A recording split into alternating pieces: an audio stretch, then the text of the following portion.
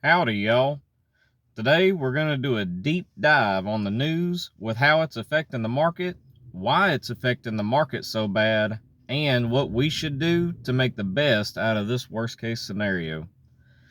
Now, I'm sure all of you already know that the market across the board has been pretty abruptly going in a downward trend with what seems to be no end in sight. I believe that all of this is somewhat planned, but the uncertainty of it all is hard to make heads or tails of the whole situation. It all started with what the American government called Liberation Day, which was on April 2nd, 2025. President Donald Trump sent out a literal list of tariffs all across the globe, across all different countries, increasing the trade taxes, which included most all goods that were coming in America from those countries, and even goods plus energy tariffs, upselling our exports to those countries as well. So the market instantly reacted and started to tank. And then on top of that, whenever the market started to tank, that caused a huge mass of hysteria with everyone starting to panic. And then more and more people started talking about the recession that was supposed to be coming back, or people were even claiming that we're already in a recession. And it made everybody change that had portfolios in the market, and it didn't matter whether their portfolio was big or small, long and short positions. Everything and everyone was selling, and at a rapid pace. I'm scared to lose everything, which drove the market down even further, and for a longer period of time than what should have been necessary. It became so scarce that the government came out and had to make a statement to try and calm some of that hysteria. And they said that the market is only reacting in this manner off of pure speculation on the direction of the tariffs. So as soon as all the countries start coming to the table and making trade deals, then the market will start coming back up. Almost overnight, over 50 plus countries pledged to come to the table and fix the trade agreements that would make it better for both sides and even be more fair or possible surplus for America. Yet, the market continued to slide further and further down with no resistance in sight. People continuing to sell, and the scarcity never slowed down.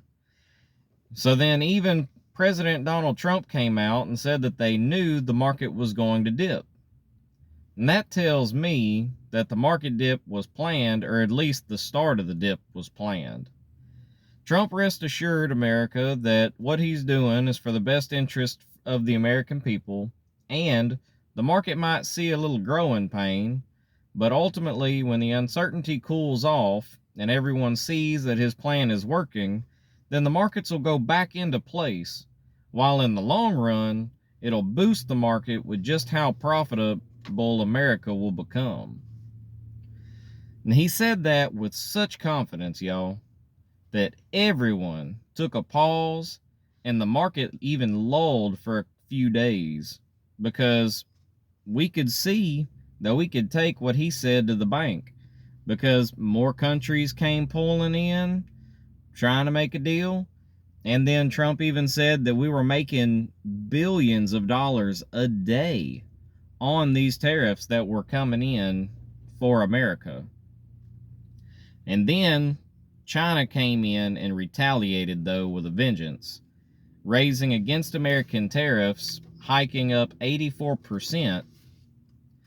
And then the market went back into a free fall. Yet, phones were still ringing off the hook from all different countries, practically begging to create new trade deals to counter the tariffs. And then China's still pushing for different treasury bonds and pushing for sell-offs. China didn't care. They don't want to bow to America, and they don't want to make better trade deals. So the market decided it wanted to continue on its downward trend. And it seems, though now, Trump's plan is starting to unfold. Maybe not exactly the way that he sought out originally, but nonetheless, it seems to be working, barring the trade war with China, of course. Then all of a sudden, you had one Truth Social post that popped up, and then the market boomed. Trump put a 90-day pause on all tariffs, with the exception of 10%, to give time for all those new trade agreements to be met without possibly bankrupting certain countries and having issues where most people couldn't afford those kind of tariffs for an extended period of time, and they got the message. So then they decided to make a deal. The whole market went up 8+% instantly, rallying everyone back, easing tensions for the people, and continuing slow growth to see what's going to end up happening.